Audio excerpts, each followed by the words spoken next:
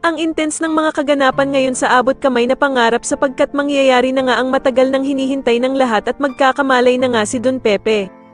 Dito nga ay agad na ipapatawag ni Don Pepe ang kanyang abogado para pirmahan ang last will and testament na ginawa nito para maalis si Zoe sa mga pamamanahan niya. Samantala ay muli ngang magkakatagpo ang landas nila Doc Robert at Lynette dahil sa pareho silang a-attend sa party ng mga bata.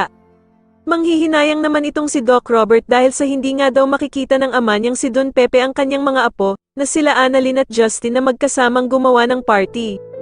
Pero ko-comfort naman siya ni Lynette at sasabihing may pag-asa pa naman daw na makita ni Don Pepe ang kanyang mga apo dahil sa buhay pa naman daw ito.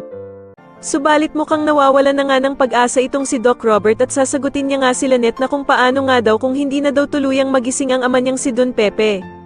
Sa kabilang banda naman ay ikakabigla naman ni Justin ang pagdating ng ina niyang si Giselle sa party at magagalit pa nga siya kay Annalyn dahil sa kung siya ba daw ang nagpapunta dito. Sasagutin naman siya ni Annalyn na gusto lang naman daw sana niyang magkausap silang dalawang mag-ina. Pero agad namang hihingi ng tawad itong si Giselle sa anak niyang si Justin at aalis na nga lang daw siya. At dito nga habang papaalis si Giselle ay agad naman siyang pipigilan ni Justin at mukhang lalambot na nga ng tuluyan ang puso nito. Samantala matapos ngang magbigay ng regalo na kwintas itong si Doc Lyndon kay Annalyn ay hindi naman magpapatalo itong si Harry at magbibigay nga din ito ng regalo kay Annalyn.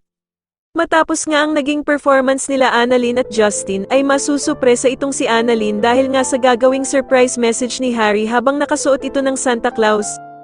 Sa kabilang banda naman ay sa wakas nga at mangyayari na ang matagal nang hinihintay ng lahat at tuluyan na ngang magkakamalay si Lolo Pepe. Sa tingin nyo dito na nga kaya tuluyang makulong ang bruhang mag-ina na sila Zoe at Moira kasama na din ang kasabwat nilang si Doc Carlos, mas lalo na nga talagang nagiging exciting ang mga susunod na kaganapan kaya naman ay mas lalo pa nating abangan ang mas lalong gumigandang abot kamay na pangarap. Maraming salamat po sa inyong panonood at sana po ay ma-subscribe nyo ako. Maraming salamat po.